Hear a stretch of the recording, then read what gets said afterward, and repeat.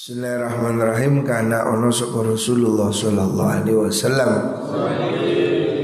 idza nazala nalikani temurun alaihi ing atase Kanjeng Nabi apa al wahyu Kanjeng Nabi kalau turun mendapat wahyu nagasa mongko ndingkluaken sapa Kanjeng Nabi roksahu ing sirai Kanjeng Nabi.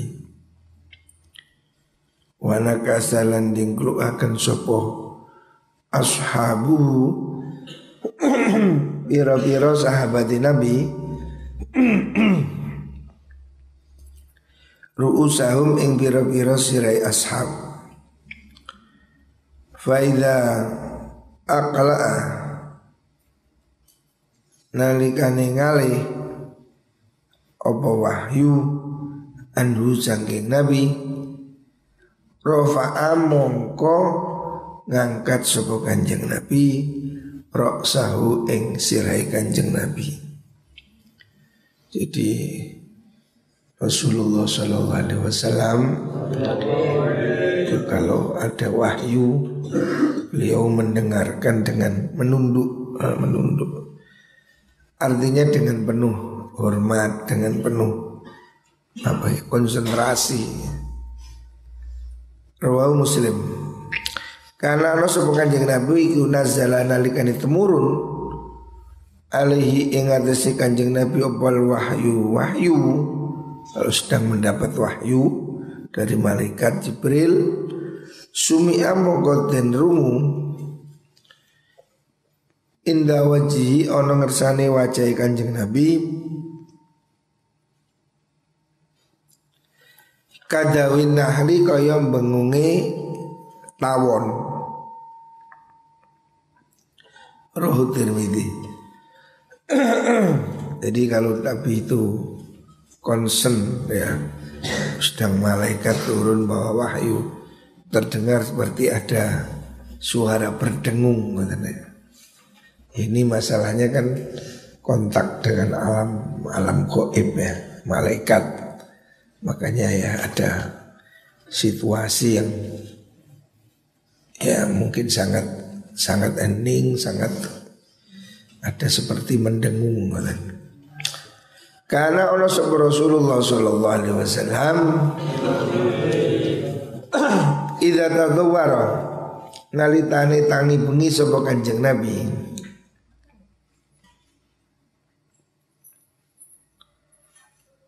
minal laili saking wengi.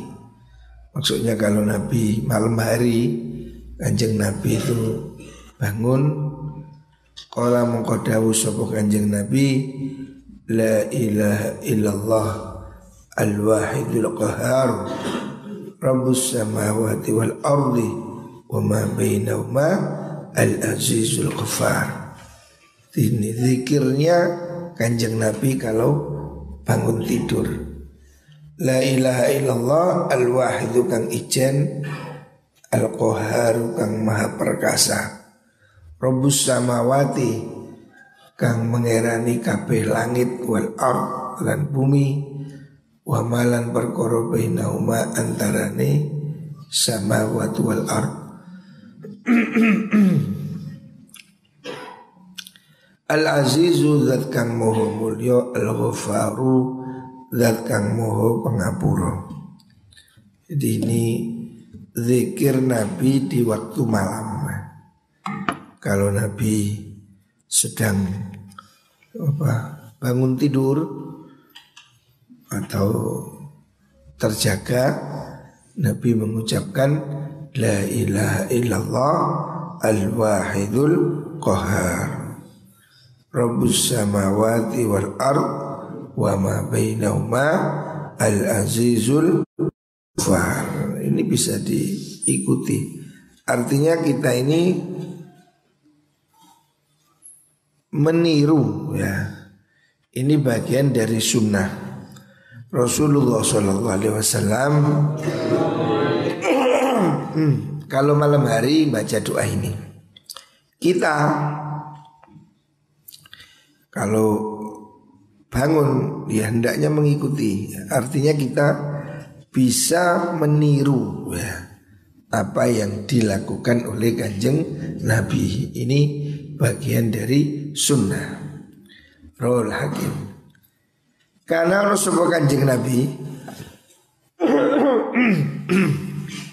ono sapa Kanjeng Nabi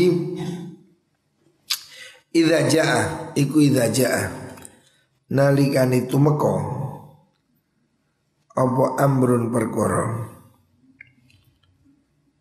yusarru kang den bungaken sapa Kanjeng Nabi,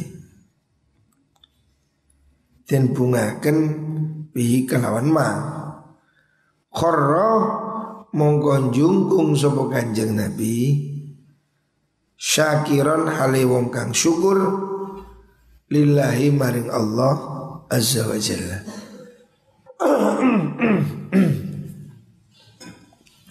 Jadi Kanjeng Nabi itu melakukan sujud syukur. Ini yang dikenal dengan sujud syukur. Kalau mendengar sesuatu yang menyenangkan, umpamanya dapat rezeki atau dapat apa, sesuatu yang kok serik ya.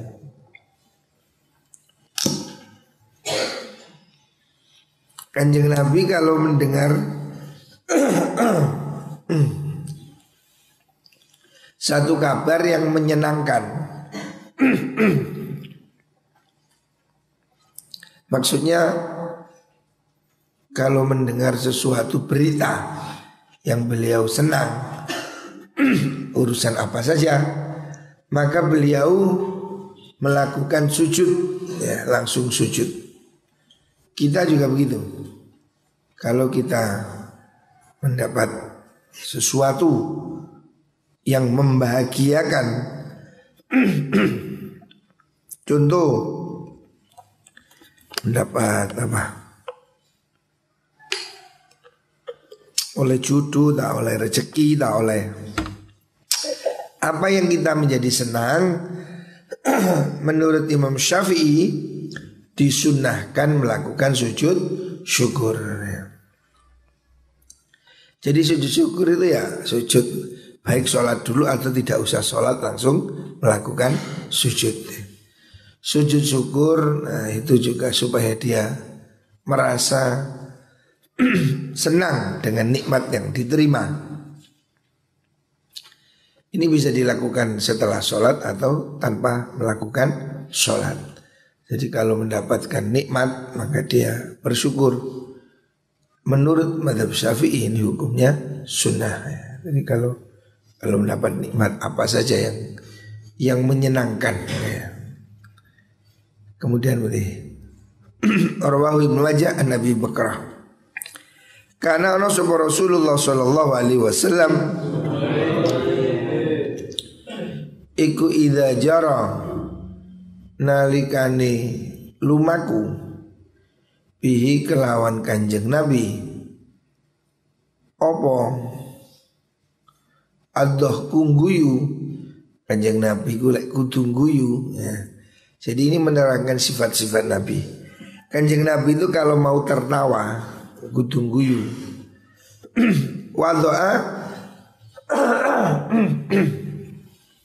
Wadoa mongko nyeleaken sapa Kanjeng Nabi ya dahu ing astone Kanjeng Nabi ala fihi ing atase tutuke mulutnya Kanjeng Nabi. Artinya Kanjeng Nabi itu kalau tertawa itu tidak ngakak wah wah wah wah. Jadi Kanjeng Nabi kalau tertawa itu ditutupi supaya mulutnya tidak kelihatan mangap. Atau Nabi itu lebih sering tersenyumnya. Orang guyu ngakak-ngakak gitu tidak ya. Jadi beliau itu sangat sopan. Kalaupun tertawa itu ditutupi.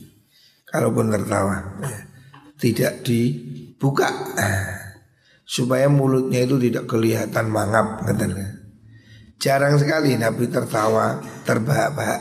Nabi juga tertawa tapi tertawanya seperti tersenyum ya.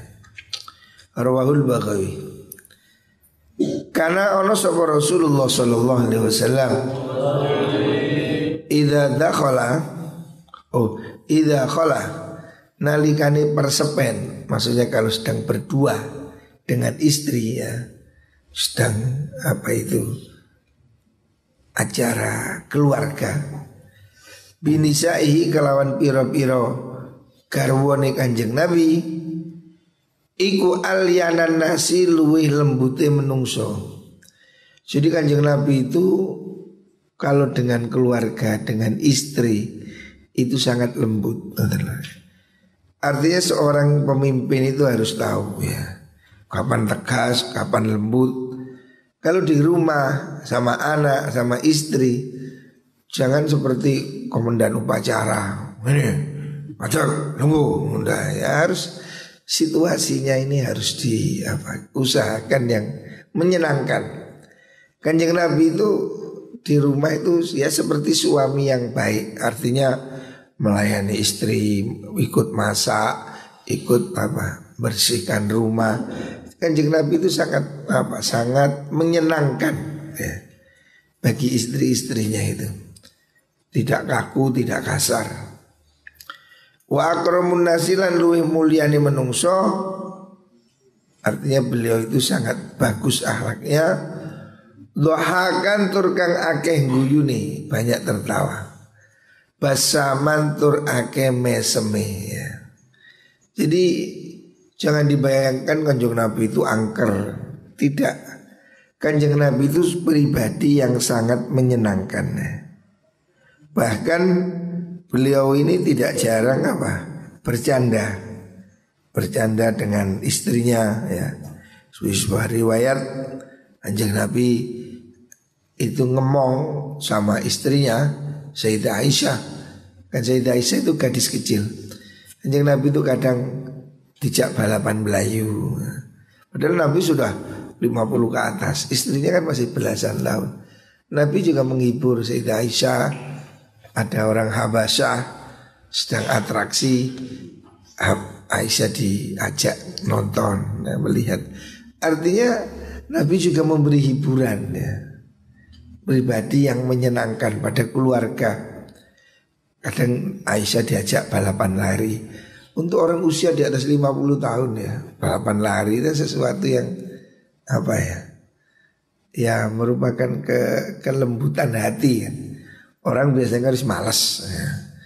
Tetapi Kanjeng Nabi itu memang orang yang luar biasa akhlaknya, khususnya kepada keluarga ya.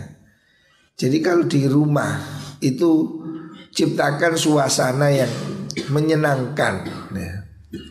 Jangan semuanya menjadi kaku ya.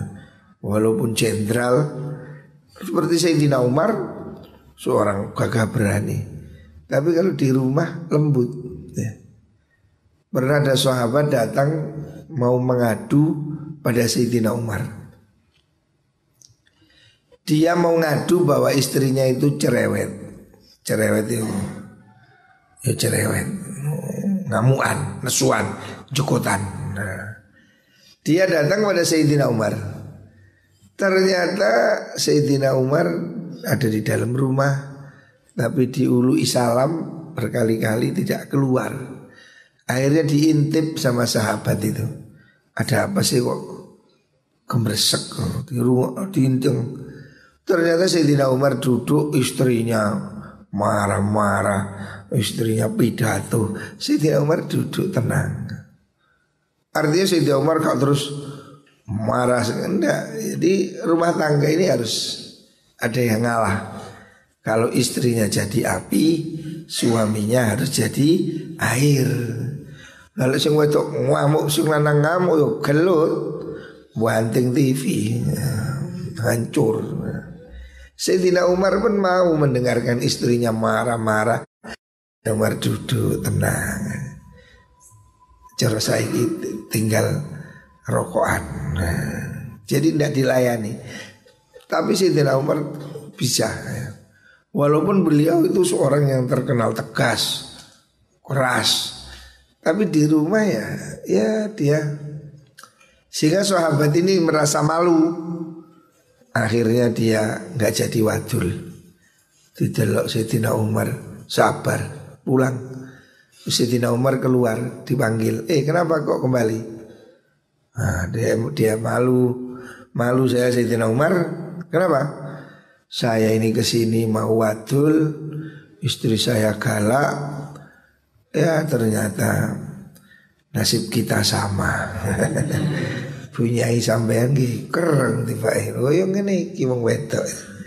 Jadi Sayyidina Umar itu nerima. Kata Sayyidina Umar, kita ini sudah banyak dibantu oleh perempuan. Istri itu sudah jadi tukang cuci, tukang masak, tukang nyapu, gendong anak, gendong bapak nih, kan payah itu, capek.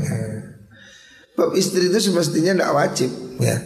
Istri masak itu tidak wajib. Wajib suami deh.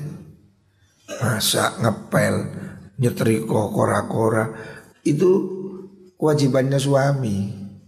Jadi kalau istri sudah mau membantu ya suami harus toleransi. Artinya ya kita ini jenengi wong butuh. Rumah tangga kalau wong wedok is korat karet ya. Tidak rapi sama sekali. Wong lanang kan biasa. Ku telon kamar arek kulimbruan ku kotor. Yang bisa merapikan ya memang istri. Makanya kata Sayyidina Umar, kita ini harus nerimo. Kalau memang istri itu ya biasa mungkin kecapean ya. Terus pidato anggap niku jurkam lah wis. Seruokno ae wong. Kalau kamu jawab tambah dawa. Wan dawa. Bisa dijawab meneng wae mari-mari dhewe. Wong lek nesu gak dijawab meneng lego ya. Tapi lek dijawab bahannya tambah akeh. Karena orang emosi ini mulutnya lebih cepat dari pikirannya, mendahului. Mau kayak bedil gak dipikir.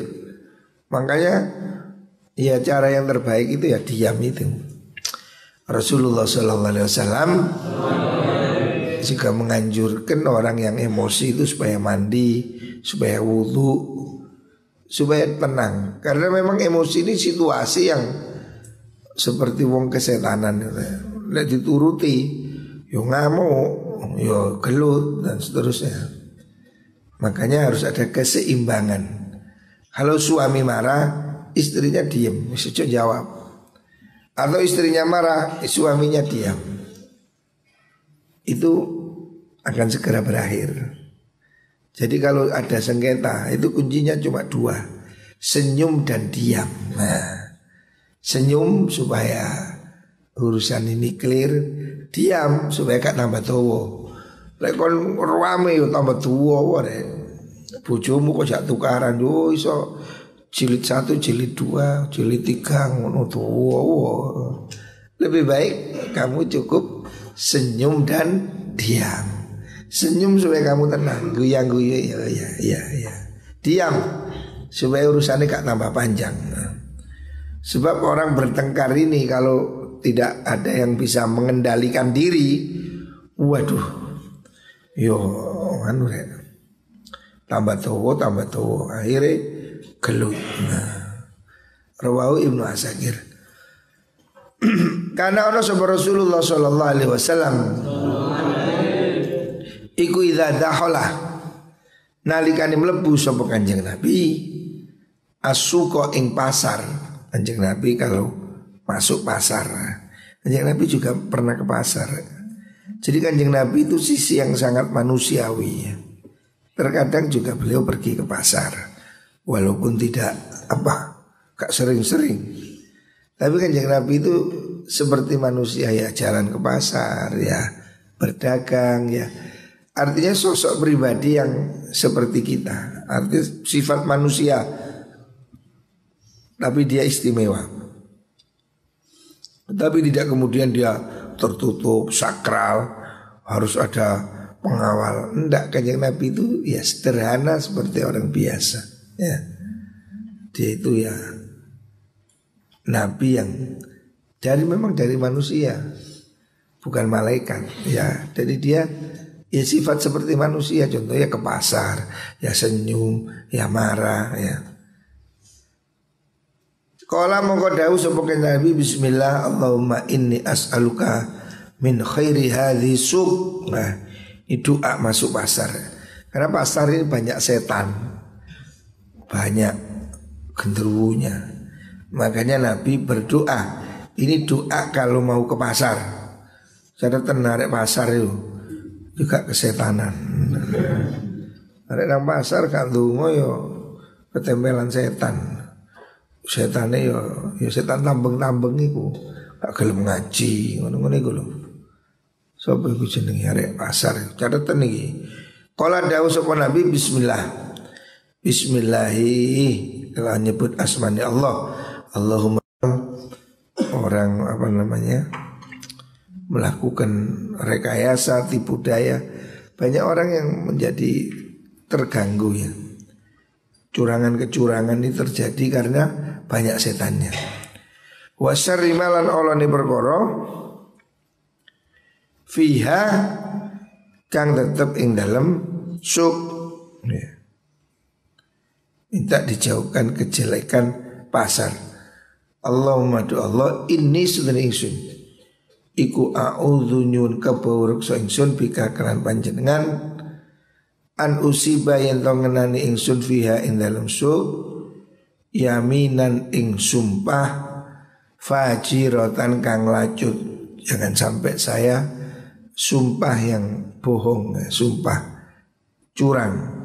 Kadang orang pasar itu bohong sambil sumpah. Wallahi ya, wallahi kan, wallahi. Tidak boleh membawa nama-nama Tuhan. Jujur pun tidak perlu sumpah, apalagi bohong ya. Jangan Tuhan dibawa-bawa ke dagangan. Asofkotan utawa akad dagangan khosirotan kang rugi. Ini doa masuk pasar. Ada senang pasar ruwono itu ngoh. Bismillah Allahumma inni as'aluka min khairi hadhi suq. Ya Allah saya minta kebaikan pasar, wa khairi ma fiha, kebaikan di dalamnya, wa a'udzubika min syarriha, mohon dijauhkan dari kejelekannya pasar, wa syarri ma fiha, dan kejelekan yang ada di dalam pasar. Allahumma inni a'udzubika min an usiba bika biha yaminan fajiratan au safqatan khasiratan. Jadi mohon dilindungi dari sumpah-sumpah yang curang ataupun perdagangan yang rugi. Jadi ini doa ini sebaiknya dibaca orang-orang yang dagang ke pasar atau pergi ke pasar, doa supaya tidak diganggu setan. Rawahu Tabrani an Abi Hurairah. Selanjutnya Rasul bersabda, Rasul karena ono sapa Rasulullah sallallahu alaihi wasallam iku idza dakhala nalikane mlebu